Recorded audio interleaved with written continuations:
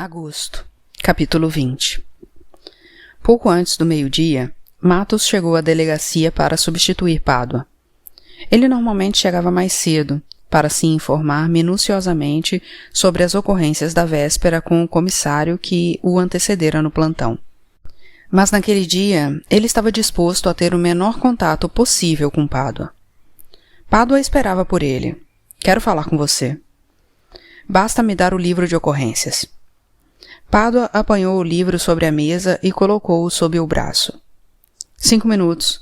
Tenho uma pergunta a lhe fazer. Não ao policial, ao primeiro aluno da faculdade de Direito. Eu não fui o primeiro aluno. Mas foi um dos primeiros. Todo mundo sabe. Você tinha o apelido de Crânio. O que você quer saber? Moralmente, somos obrigados a sacrificar a própria vida, se necessário, para cumprir o nosso dever, que é impedir que se cometam crimes. Não é verdade? Por que não podemos, também para cumprir o nosso dever, matar um bandido para impedi-lo de cometer um crime? Vou responder de maneira simples à sua pergunta simplória, porque a lei não nos dá esse direito.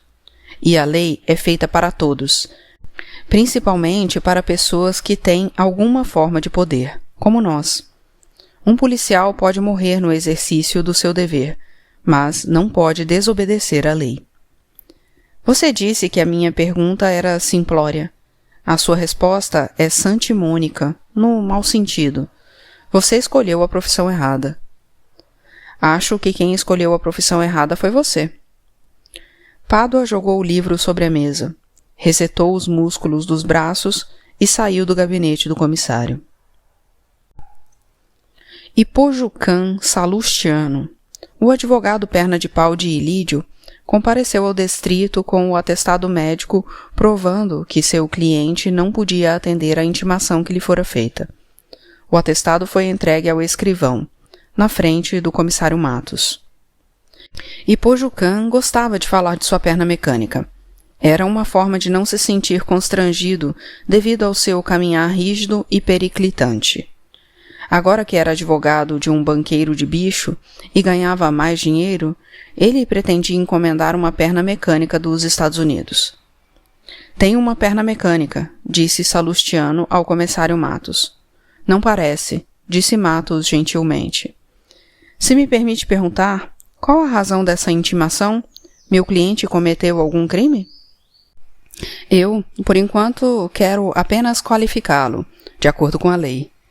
O senhor sabe, doutor, que é contravenção penal recusar à autoridade policial, quando por esta justificadamente exigidos, dados ou indicações concernentes à identidade, estado civil, profissão, domicílio e residência? Claro, doutor. Conheço a lei. Diga ao seu cliente que ele não vai poder ficar escondido muito tempo na clínica, que se ele não ficar bom até terça-feira, eu vou provar que esse atestado médico é falso, o que é um crime previsto no Código Penal. O senhor não quer piorar as coisas para o seu cliente, quer? Salustiano consultou um pequeno calendário que tirou do bolso. Terça-feira, 24. São apenas 4 dias. Não sei se ele ficará bom em tão pouco tempo. Se não ficar bom, um médico da polícia irá examiná-lo na clínica. Na Câmara dos Deputados, o deputado e jurista Bilac Pinto discursou afirmando que Vargas teria que sentar-se no banco dos réus ao lado dos seus pistoleiros. Citando o artigo 25 do Código Penal, quem, de qualquer modo, concorre para o crime incide nas penas a este comitadas. Bilac Pinto disse que Vargas, ao organizar uma quadrilha de bandidos, assassinos, ladrões e falsários como sua guarda pessoal, assumira os riscos decorrentes de sua ação e escolha. Sua prisão preventiva teria de ser decretada e Vargas recolhido preso ao quartel e depois julgado pelo Supremo Tribunal Federal. Não havia necessidade de licença da Câmara, pois não se tratava de crime político, mas de crime comum. A cafetina Laura dissera a Matos que Lomagno tinha um professor de boxe que era negro. Lutadores negros havia muitos. Esse é que era o problema. Matos procurava um cujo nome tivesse uma inicial F. Muitos lutadores eram conhecidos apenas pelos apelidos. A maioria vivia viajando para fazer lutas nas arenas do interior do país. Matos pedira ajuda ao pessoal da seção de vigilância para procurar, nos clubes da cidade, os negros que ensinavam boxe. Durante dias, nenhuma informação valiosa chegou ao seu conhecimento. Mas, pouco depois que o advogado Salustiano saiu da delegacia, um investigador da vigilância veio lhe dizer que no Boqueirão do Passeio havia um instrutor negro de boxe chamado Chicão. Matos procurou o telefone do Boqueirão do Passeio na lista. O sujeito que atendeu disse que não havia nenhum professor chamado Chicão, que o professor de boxe era o Kid Terremoto. Terremoto podia ser encontrado no clube naquela sexta-feira, na aula das 8 da noite. O Boqueirão do Passeio ficava na rua Santa Luzia, perto da Rua México. Era um clube de regatas. O boxe, assim como o basquete e a ginástica sueca, eram atividades secundárias do Boqueirão. Quando Matos chegou, havia uma meia dúzia de atletas no ginásio. Um deles batia uma punchimbale. 2 esmurravam um saco de areia. Outros pulavam corda. No ringue, uma dupla, com capacete de proteção, lutava orientada por um velho barrigudo de nariz quebrado. Matos concluiu, acertadamente, que aquele devia ser Kid Terremoto. Matos esperou pacientemente que as atividades terminassem, o que demorou mais de 2 horas. Então, dirigiu-se ao Kid Terremoto. Gostaria de 5 minutos da sua atenção. Podíamos tomar uma cerveja enquanto conversamos. Qual o assunto? Eu sou da polícia. Tomar cerveja com a polícia não é bom para a saúde. Desculpe, Kid, mas você vai ter que conversar comigo de qualquer maneira. Eu quero apenas uma informação, não é nada contra você. Kid Terremoto pareceu meditar sobre o que Matos dissera. Vou mudar de roupa. Voltou pouco depois, carregando um enorme saco. Não deixo mais meu material aqui. Roubaram um par novo de luvas meu na semana passada. Tem ladrão em todo lugar agora. Mas o senhor sabe disso melhor do que eu. Fomos para um botequim na Lapa, que ficava aberto até tarde. No tampo redondo de mármore branco da mesa, alguém havia escrito a lápis: Marieta, ainda vou tomar formicida por tua causa. Formicida com guaraná é tiro e queda, disse Kid Terremoto que lera as palavras escritas no mármore. Tive um primo que se matou assim. Coisa de mulher também, dor de corno. Matos pediu uma garrafa de cerveja e um copo de leite. Só tem leite quente, disse o garçom. Serve. Você não bebe cerveja? Perguntou o Kid Terremoto. Tenho uma úlcera no duodeno. Isso é no estômago, não é? Tem um primo que tem essa doença. Quando o Kid Terremoto terminou de beber a segunda garrafa, Matos perguntou a ele sobre Chicão. Não trabalha mais comigo. Era um crioulo forte pra caralho. Mas não tinha boa técnica. Só força bruta. Serviu na FEB. Aprendeu a lutar com os americanos na guerra. Ele fez alguma cagada? Não, não fez nada. Eu o estou procurando para ele me dar uma informação sobre um sujeito que foi aluno dele lá no Boqueirão. Um tal de Pedro Lomagno. Foi esse cara então que fez a cagada? Ninguém fez cagada. Então, por que esse interesse da polícia? Bem, para você eu vou contar. Esse Lomagno seduziu uma moça. Matos, sempre que precisava pretextar uma investigação falsa de crime, usava o de sedução.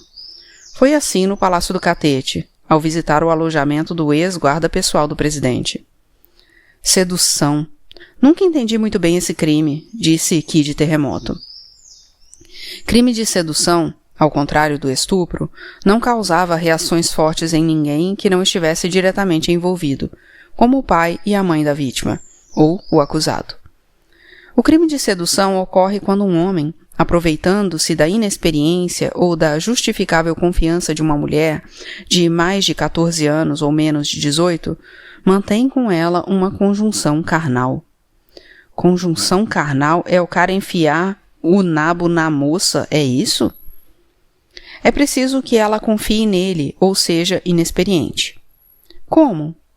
O cara é noivo e diz que vai casar. A moça consente, acreditando na promessa. Ou então, a moça não sabe o que está fazendo, por ser ingênua. Doutor, o senhor acredita nisso? As mulheres sabem o que estão fazendo desde que nascem. Quem não sabe são os homens. Matos pediu outra cerveja. Você é um tira decente, disse Kid Terremoto. Vi logo pela sua cara. Então vou lhe dar o serviço. Mesmo porque esse Pedro Lomagno é um sujeito rico metido à besta. Estou surpreso por você me dizer que esse Lomagno fez mal a uma moça, pois eu sempre achei que ele era viado. Eu desconfio que ele faz meia com o Chicão. Ele montou uma academia para o Chicão, mas o crioulo deu com os burros na água e parece que fechou a academia. Você sabe onde era essa academia? Sei, o Chicão me deu o endereço pedindo que eu mandasse aluno para ele. Mas você acha que eu ia mandar aluno para ele quando mal tenho para o meu gasto? Esse Chicão tem um anel largo de ouro? Tem. Gostava de exibir o anel. Não tirava do dedo nunca. Só na hora de colocar as luvas e de tomar banho. Dizia que sabão era ruim para o anel. Ele dizia muita besteira. Era tarde da noite, mas mesmo assim Matos pegou um táxi e foi para a rua Barão de Tapajipe, o endereço que Kid Terremoto lhe havia dado. Saltou do táxi e viu-se em frente a um galpão grande de paredes de alvenaria pintados de branco e telhas de alumínio. A porta, de metal pintada de verde, estava fechada. Não havia uma luz dentro do prédio. Matos, chegando ao portão, bateu com força. Ninguém respondeu. Já se afastava quando ouviu o barulho da porta se abrindo. Um mulato desdentado, vestido de pijama listrado, perguntou. O que é? O que é? Estou procurando o Chicão. Aqui não tem nenhum Chicão.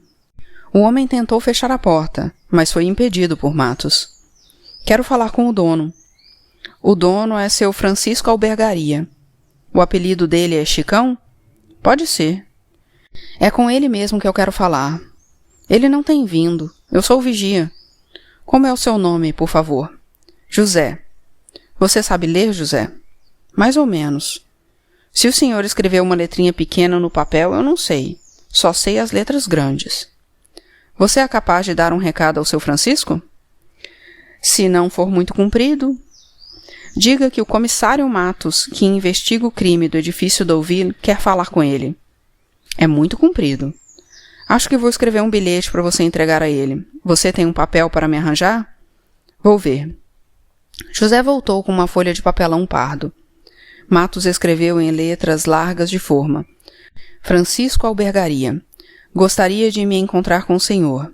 Quero apenas uma informação sua. Coisa sem importância. Favor telefonar para mim.